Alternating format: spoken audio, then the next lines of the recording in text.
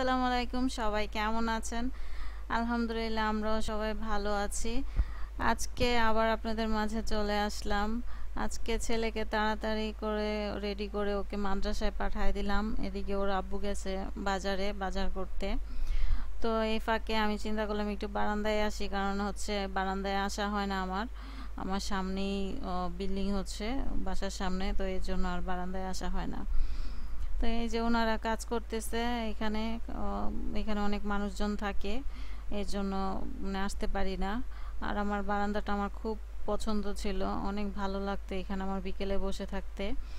কিন্তু এখন আমার মানে ভালো লাগাটা এখন আর ভালো লাগা থাকলো না। তো এই যে আমার গাছে অনেকগুলো ফুল ফুটলো, তো এগুলোকে দেখে মনটা ভালো হয়ে গেল। আর এই ফাঁকে ওর আব্বু আসতে আসতে আমার ব্রেকফাস্টটা করে ফেলবো। তো আমি চিয়া সিড খাবো। আর সকালে আমি খালি পেটে চিয়া সিড খাই, এটার সাথে লেবু অনেকজনে খায়, কিন্তু আমি লেবু খেতে পারি না, আমার অ্যাসিডিটি হয় লেবুতে। তারপর আমি গাজর নিয়ে, সরি, গাজর বলে ফেলছি। আমি খেজুর নিয়েছি 3টা। তো খেজুরগুলো খেয়ে তারপর আমি খাবো, একটা ডিম সিদ্ধ আর হচ্ছে হলো 1 কাপ গ্রিন টি খাবো। তো খাওয়া শেষ করে তারপর বাকি কাজ করবো। এই ফাঁকে দেখি ওর আব্বু এসে পড়ছে, তো বাজার নিয়ে। আমার আর গ্রিন টি আর এটা খাওয়া হয় নাই, পরে খাবো। তো এই যে সে অনেকগুলা বাজার নিয়ে আসছে, এখন এগুলো গুছিয়ে এটেছে, মাছ কেটে টেটে তারপর রান্না বসায় দিব তাড়াতাড়ি করে, কারণ আবার ছেলে এসে পড়বে, ও আবার দুপুরবেলা খাবে। আম, তো আমার এই ফাঁকে আমার খালা আসছে, খালা এসে উনি আমাকে মাছ টাছ কেটে দিচ্ছে। উনি কাটতেছে আর আমি বাকি রান্নাগুলো বসায় ফেলতেছি। তো এখানে আমি নিয়েছি চান্দা মাছ ভাজি করব। এর জন্য আগে আমি একটু পেঁয়াজ বেরেস্তা করে নিচ্ছি। পেঁয়াজটা আসলে আমার ভালো লাগে ভেজে খাইতে, বেরেস্তা করে চান্দা মাছের সাথে খেতে ভালো লাগে। আর এটা আমার ঘরে সবাই পছন্দ করে, ওর আব্বুও খায় আর ছেলেও খায়।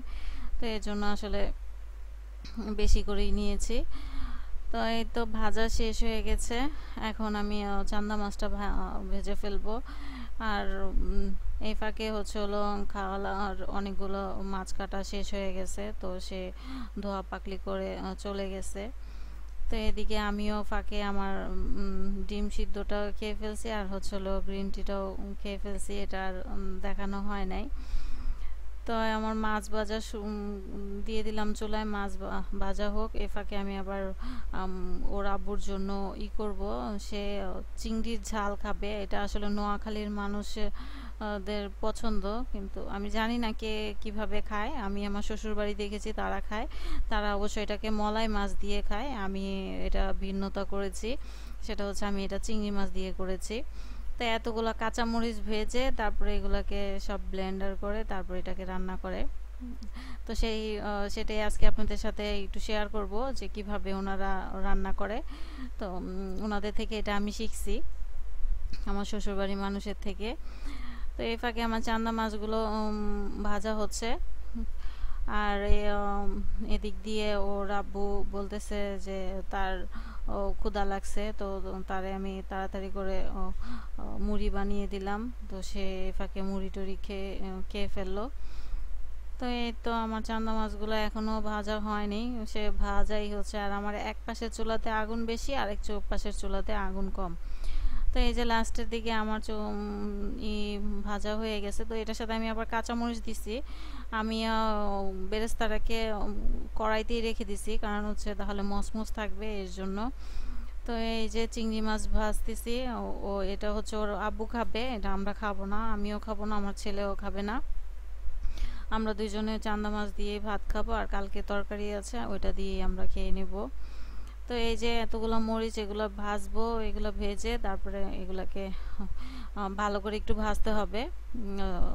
ভালো করে ভেজে তারপরে এগুলাকে ব্লেন্ডার করব। তো এটা হচ্ছে হলো তার খুব পছন্দের খাবার, সে এটা অবশ্য সব সময় খায় না, মানে 2-3 মাস পরে একবার তার এটা খেতে মন চায়, এর জন্য তারে করে দেই। আসলে এটা আমি আবার খাই না, কারণ অনেক ঝাল, খেতে পারি না। তো এই যে ব্লেন্ডার জগে আগে কাঁচা পেঁয়াজ দিব, পেঁয়াজের সাথে তারপর হচ্ছে হলো দিব ওই কাঁচামরিচ, এগুলো পরে একটু পানি দিয়ে তারপরে এটাকে ব্লেন্ড করব। তো এই যে এখন এগুলোকে ব্লেন্ড করতে দিব। ব্লেন্ড হয়ে গেলে তারপর হচ্ছে কড়াইতে তেল দিয়ে তারপর এটাকে ছেড়ে দিব। তো এই যে ব্লেন্ড হয়ে গেল, ব্লেন্ড করে তারপরে এই যে এখন এখানে এটা এই যে কড়াইতে আমি চিংড়ি মাছ ভাজছি ওটাতেই আমি আবার বসায় দিলাম। এখানে তেল গরম করে তারপর এটা দিয়ে দিলাম, ব্লেন্ডার করার মিশ্রণটা দিয়ে এটাকে কতক্ষণ কষাবো, কষায়া তারপর হচ্ছে এটার ভিতরে দেন আদা রসুন, তারপর হচ্ছে হলো জিরা, একটু হলুদের গুঁড়া, লবণ, এগুলো দিয়ে ভালো করে কষাইয়ে তারপর দিব চিংড়ি মাছটা দিয়ে, তারপর এটাকে একদম শুকনো শুকনো হয়ে যাবে। মানে খেতে মজা লাগে কিন্তু অনেক ঝাল, অনেক। কার যদি খুব ঝাল খেতে মন চায় তাহলে আপনারা এটা খেতে পারেন। আসলে এটা মজা, এক মানে চিংড়ি মাছ দিয়ে আমরা যেটা দিয়ে রান্না করি না কেন, চিংড়ির জন্য সব কিছুই অন্যরকম স্বাদ লাগে।